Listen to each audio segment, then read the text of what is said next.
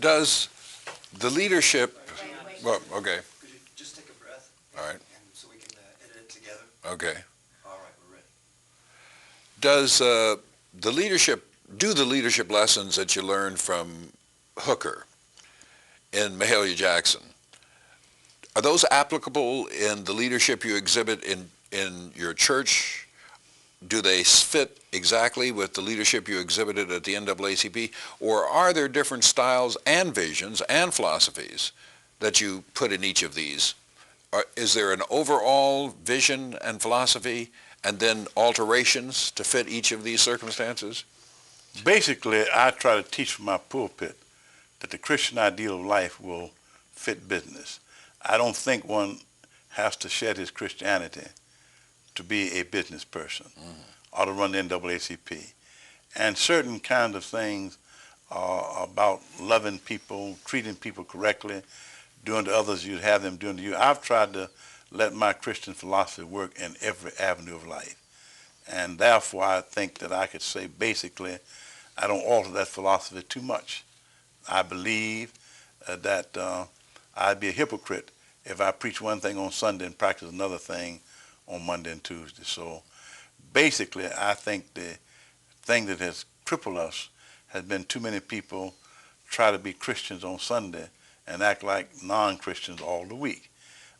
You can't lie and cheat and steal and misuse and put one person against another person and do all kinds of devious, deceptive things and expect to succeed.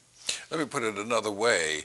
Are there things that the very structure of the church, particularly the Baptist church, where the minister is all-powerful, board of deacons, but all-powerful, and relatively independent, are there things that are different in that structure than in the NAACP, for example, or even in the FCC, where there's some degree of dependence on the other commissioners?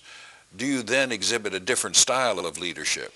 Yeah, I think I see where when I went to the NAACP, it was frustrating that my first 2 or 3 years, the board of directors was all powerful. And while I had the approval of 95% of the congregation, the rank and file members of the NAACP, they didn't have any vote on my contract, on my tenure, or anything else. So I did have to adjust, to the fact that I could not appeal to the congregation, and I mean by that the larger masses of people at the convention. But I tried to change the structure somewhat. I led in the movement to put tenure into the Constitution so that boards, could not serve forever. I led in the movement to give the convention a little more, say-so.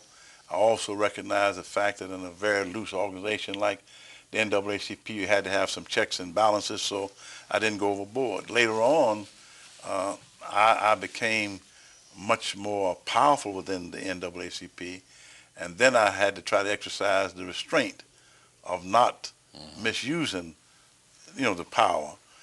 The board sort of collapsed. The ruling powers collapsed, and by default, it fell in my lap. So that, yes, there are, I guess, shades of difference, but basically, what I'm saying to you is that I try to use a basic Judeo-Christian philosophy in my approach to life, and that is true in every angle. I didn't, in my law practice, try to misuse people, cheat, deceive, not in my court practice, not in my days as public defender, not as a judge, wherever I've been. But you do have to, perhaps, in the Baptist church, I have evolved. When I first went there 45 years ago, I suppose I was like most people of that day. I was dictatorial. Over a period of time, I've become much more able to deal with it on a basis of trying to share and use lay people. When I pastored in Detroit, I had an enormously successful pastorate, moved the church from 1,800 members over 3,500, and to a tremendous budget, built 2 churches and bought all the property, had the largest Sunday school, largest mission department. I learned then more than ever to use the lay people in the church. The person who prepared my budget was a woman who understood it and I trusted her implicitly. And many other things, I began to use people who had abilities, and it's been a great lesson for me, and I could recommend it to anybody, because there were a lot of things that, you have CPAs in your church, you have lawyers, you have people of great ability, and you've got to learn to use their ability, and they have to learn to work with the pastor within the framework. So I've tried to grow. Hopefully I have.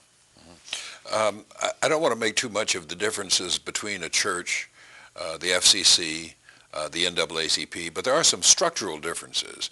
In the Baptist Church, the minister is on top in a way that the executive director of the NAACP isn't on top, and a way an individual commissioner of the FCC isn't on top. And so without any relaxation of moral standards or ethics, just by their nature, these institutions require a different kind of functioning. Well, let me put it this way. I was active in the local branch of NAACP during the days of Walter White and during the days of Roy Wilkins. And I don't know of any Baptist preacher who had more control of the institution than those two men did. Okay. And they ran the NAACP. There were periods when others rose up against them, but they maintained control. Walter White, as you know, got into a situation where he had to resign briefly, not resign, but take a leave of absence. But until that time, he ran it. Roy Wilkins got pushed because many people thought he had stayed too long. But until that apparent weakness, if it were a weakness, occurred, he ran it completely.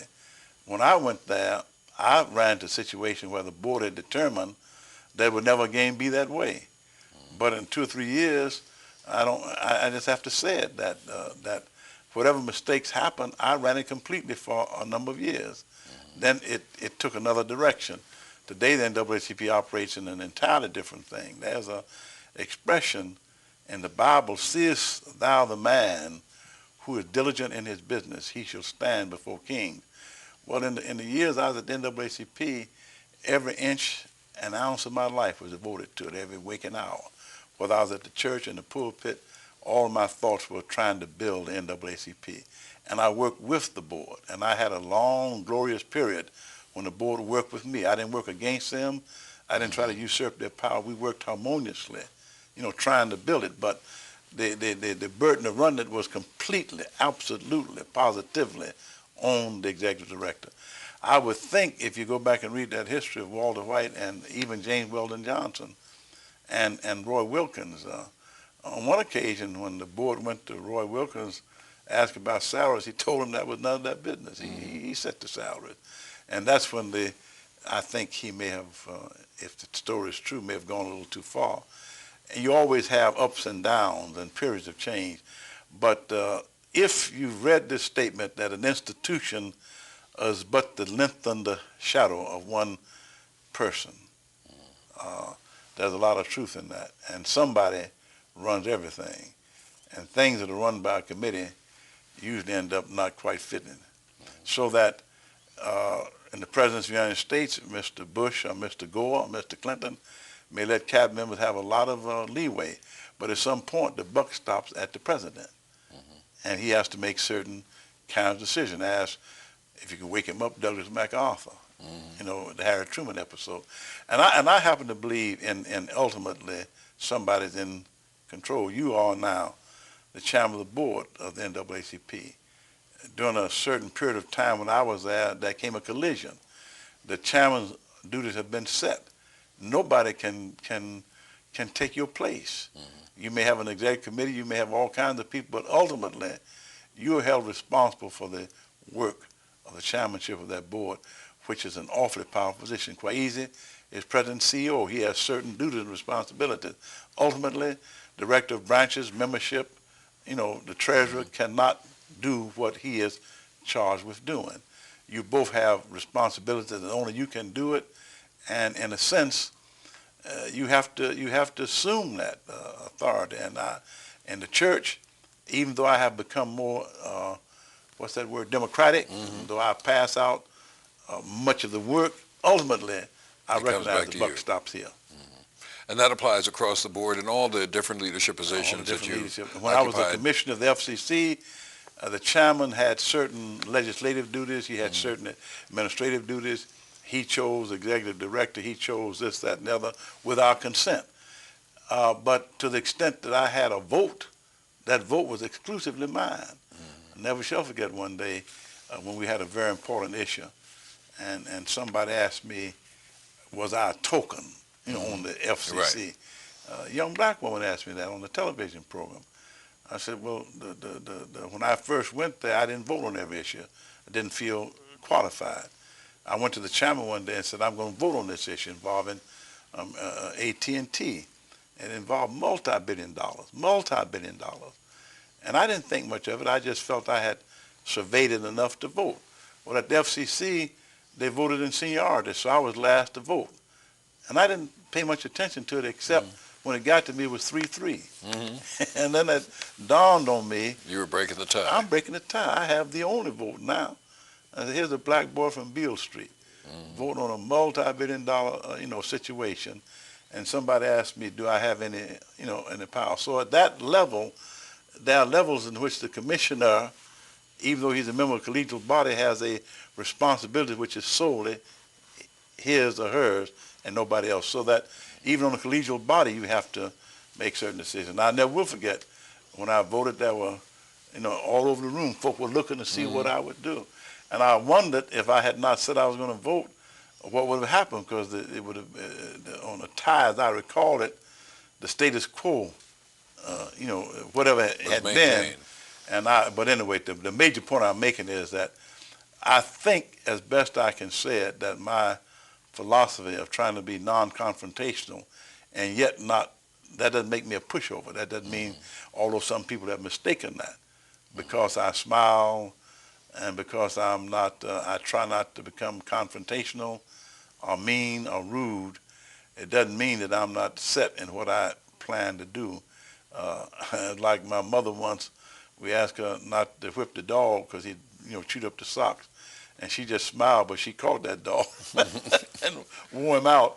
So if I have a purpose and a point in mind and think I'm right, I am going, Mr. Bond, to pursue it to the bitter end. In this business of being NAACP director, the things I believed in, whether it was Reagan or Bush or Carter or whoever was in the White House, I pursued it to the bitter end.